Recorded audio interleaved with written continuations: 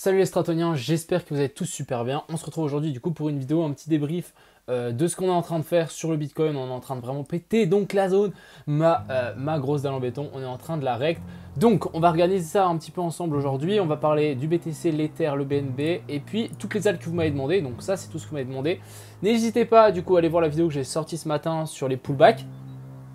Et puis aussi je vous invite toujours à rejoindre du coup la team. On est 8. Plus que 2 personnes les gars, bougez-vous, il y aura moyen de gagner des NFT, plein de trucs. Donc déjà ce matin on a pu gagner, j'ai pu gagner genre de l'argent gratos. Donc bougez-vous les gars et rejoignez l'équipe, je mettrai le lien dans la description. On est tout de suite parti.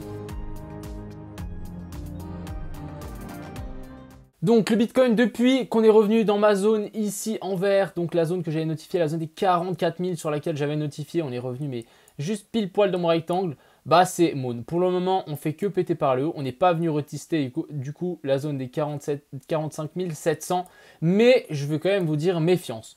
On n'a pas encore cassé totalement ma dalle en béton, donc voilà, on est en train de taper sur le haut, hein. Cette dalle ici, le haut, je ne l'ai pas mis là pour rien, bien évidemment, il y a vraiment une zone de résistance à ce niveau-là. Donc il faudra casser déjà ça. Et la prochaine, ça sera ici en haut. Ça sera vers la zone des 57 500, 58 000 si vous voulez arrondir.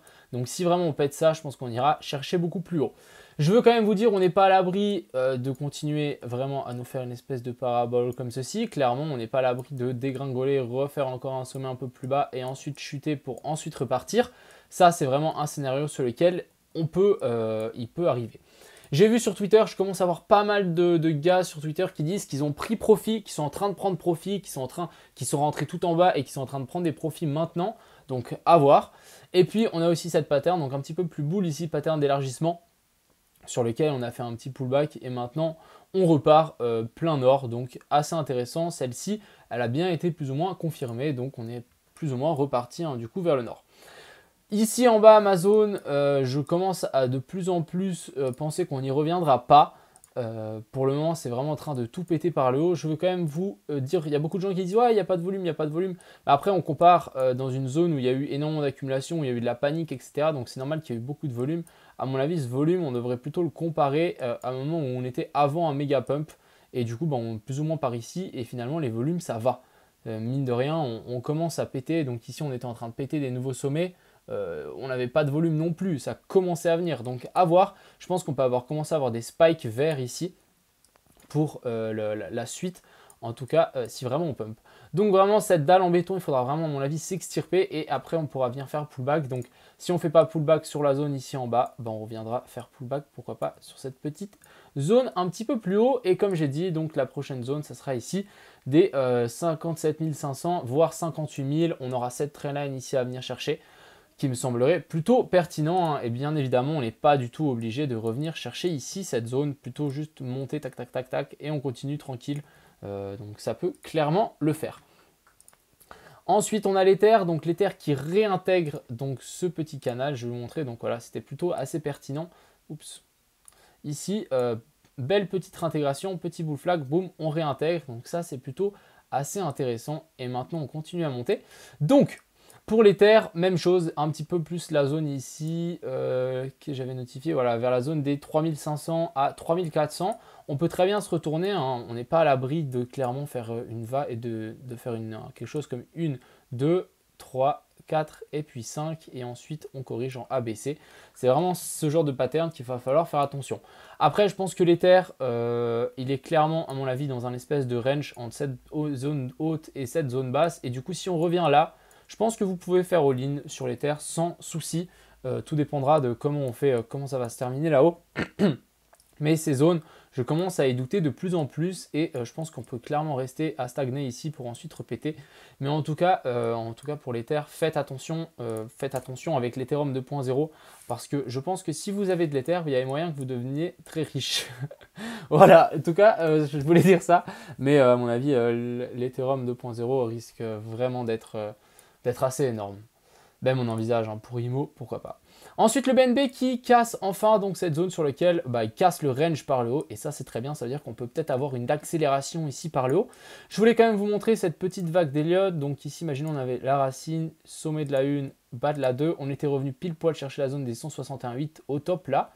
Et du coup, on aurait fait notre 4 ici. Et du coup, si on repousse ici, on aurait pourquoi pas un top du BNB vers la zone des 500 pour ensuite, pourquoi pas, ensuite corriger en ABC et ensuite repartir. À voir comment ça va se goupiller, mais en tout cas le BNB est plutôt boule et ça c'est très bien. En parlant de BNB, on va vite parler de IMO, donc le IMO qui arrive vers la zone des 10 centimes, donc ça commence à vite monter, ici on arrive à la zone des 10 centimes, donc ça c'est plutôt une excellente bonne nouvelle. Je pense la première zone niveau chartisme, hein, je parle même pas du projet parce qu'à mon avis on va tout éclater, il y aura la zone des 0,16, 0,15 sur les prochaines zones sur lesquelles on va venir bloquer. Je vais demander si je peux pas vous partager 2-3 petits sneak peeks concernant le site internet et ce qui va arriver. Ça serait plutôt sympa, je pense, pour les investisseurs. Parce que j'ai l'impression qu'il y a des gens qui pensent que le projet est mort et pas du tout. Donc plus ça monte, mieux c'est. On a 1,5 500 000 de liquidité, c'est bien. Il faut que ça monte encore. Et ensuite, le projet sera officiellement lancé. Donc maintenant, on va passer à toutes les altes que vous m'avez demandé. Donc on va commencer par Avax qui est une folie, c'est fou furieux ce qu'il est en train de nous faire, hein. Je n'ai pas trop les mots, c'est vraiment un truc de dingue ce qu'il est en train de nous faire ici. Juste mettre mon petit indicateur, alors hop, et puis je vais mettre aussi les volumes.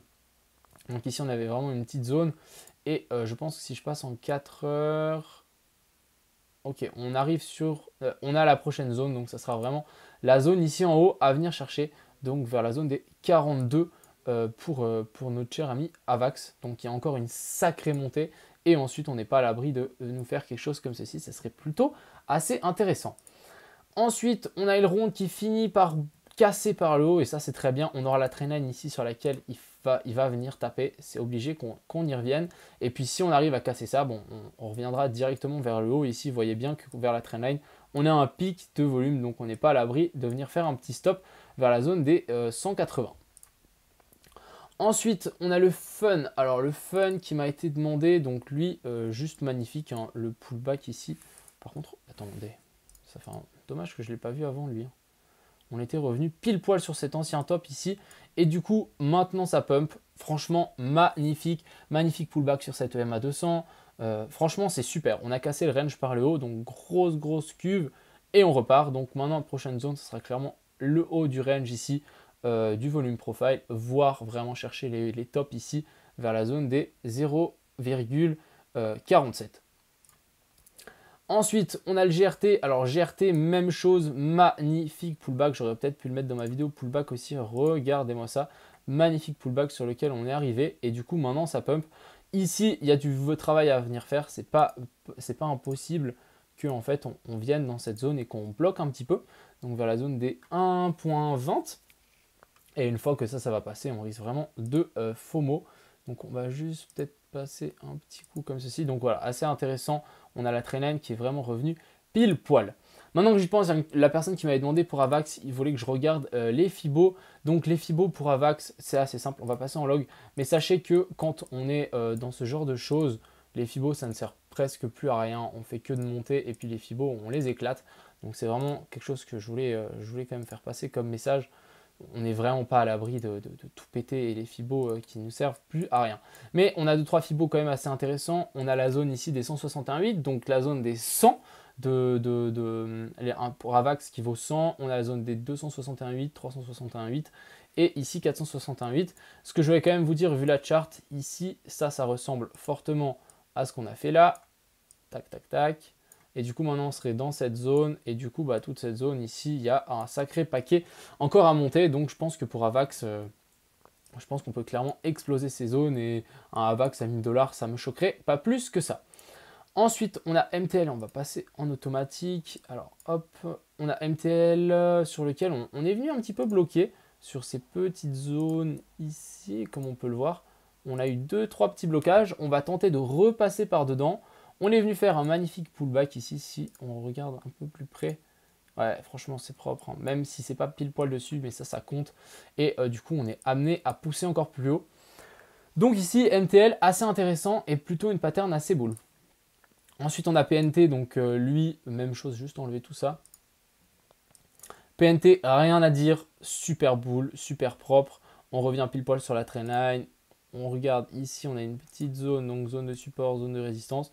On est revenu pile dessus. Donc PNT, je pense que ça peut continuer à s'accélérer par le haut. Ensuite, on a notre cher ami RSR qui commence à partir en vertical, comme un petit peu les autres. Donc ça, c'est assez intéressant. On a break ici, donc cette trendline. Est-ce qu'on ne viendrait pas faire un petit pullback dessus, un petit pullback sur cet ancien top pour ensuite repartir sainement? Et puis, pas grand-chose qui peut l'arrêter, notre cher Avax. On va juste peut-être passer en daily, ça me semblait un petit peu mieux. Je suis en train de regarder. Hein. Bon, après, on n'a pas grand-chose. Entre ici et ici, il n'y a pas énormément on n'a pas énormément de résistance. En tout cas, jusqu'ici. Ici, on en aura une petite vers la zone des 0,063. Mais vous savez, hein, ce qui veut se passer, à mon avis, on peut très bien nous faire aussi une sol et que ça monte tout seul. Bah, en parlant de sol, voilà. On commence un petit peu à fatiguer. Là-haut, ça se voit. Juste en daily, ça se voit. Et là, ça commence à avoir des petites mèches, etc. On fait toujours, bah là on est quand même sur une pattern assez boule, hein, mine de rien. Ici on voit qu'on essaie de se reprendre, fermer un W, genre ces genres de patterns qui peuvent bien se reprendre par le haut, donc à voir. On aura des petites zones de résistance un petit peu plus haut et puis ensuite hein, vraiment ce top à venir chercher beaucoup plus haut si on ne vient pas du coup faire ceci et chercher un peu plus bas. Ensuite on a Serum, alors Serum assez intéressant aussi, toujours bloqué sous cette petite zone de résistance ici, à voir si vraiment on va la traverser et faire un pullback dessus, ça serait vraiment le mieux. Ensuite on a TLM, est-ce qu'il aurait trouvé sa petite zone de support ici, donc son bottom? Je pense que pourquoi pas. Il va tenter de repasser au-dessus de cette trendline, donc ça sera de nouveau un signal d'achat bien évidemment, donc le TLM assez intéressant pour la suite, et puis vivement aller chercher du coup ces zones un petit peu plus haut, donc la zone 0,5, 0,6 et la zone des 0,75. Ensuite, on a Uma. Alors, le petit Uma, donc, oh là là, par contre, là, c'est juste incroyable hein, ce qu'il est en train de faire. Magnifique pullback, donc, pas pullback, mais ouais, vous m'avez compris, on est revenu vraiment sur ces plus bas ici. Donc, vraiment, on a peut-être confirmé même ce petit W, ouais, plutôt intéressant. Je pense que vous avez tous reconnu la charte. Ici, on a la charte des patterns, on a fait un gros M-top. Est-ce qu'on ne formerait pas un énorme W ici? Affaire à suivre pour notre cher Uma. On aura la trendline, la EMA 200 ici à passer puis ensuite partir exponentiel quoi. Très intéressant. On a le vite. Alors vite, pullback. Le pullback, est-ce qu'il a été fait proprement? J'ai un peu l'impression que oui. Hein. Pullback qui a été fait, on aurait pu descendre encore un petit peu plus bas. Vous voyez, on n'a même pas trop touché mon rectangle. Donc pour moi, je pense que c'est fait, ce genre de choses. C'est dans la boîte. Et du coup, maintenant, on aura cette zone ici vraiment à venir chercher. Alors, pile poil ici, ça on enlève. Donc on aura cette première zone, la zone des 0,12. Et ensuite, c'est open bar, on peut aller chercher bien plus haut. Je pense que ça peut être assez intéressant de mettre des billes, mais voilà, prudence quand même. Le Bitcoin peut encore se taper la tête, mais je pense vraiment qu'il peut exploser par le haut. Ensuite, on a le Wing. Bon, lui, je pense qu'il aurait pu être aussi dans ma petite vidéo pullback. Ouais, incroyable. Regardez-moi ça. Incroyable, vraiment incroyable le pullback ici et on repart. Donc vraiment, franchement, super bull ici ce qu'on est en train de faire. Et du coup, je pense qu'on peut aller chercher bien plus haut. On aura une résistance par là autour, la zone des 30 et 32. Et puis après, ça sera, comme je dis, open bar. Vraiment, là on a fait le pullback. Donc prochaine zone, ça sera monter jusqu'ici, passer ça, petit pullback et ensuite, moon. Et ensuite, on a le XEM, donc le XEM qui est en train de monter tranquillement. Il prend son temps, le coco. Il a très bien, il a raison. Pour le moment, on est revenu sur une petite zone des familles. Hop, ici. Et ça repart. Donc très intéressant. On aura le MA 200 ici à venir chercher. Et puis ici, on aura une grosse zone de résistance aussi à venir passer.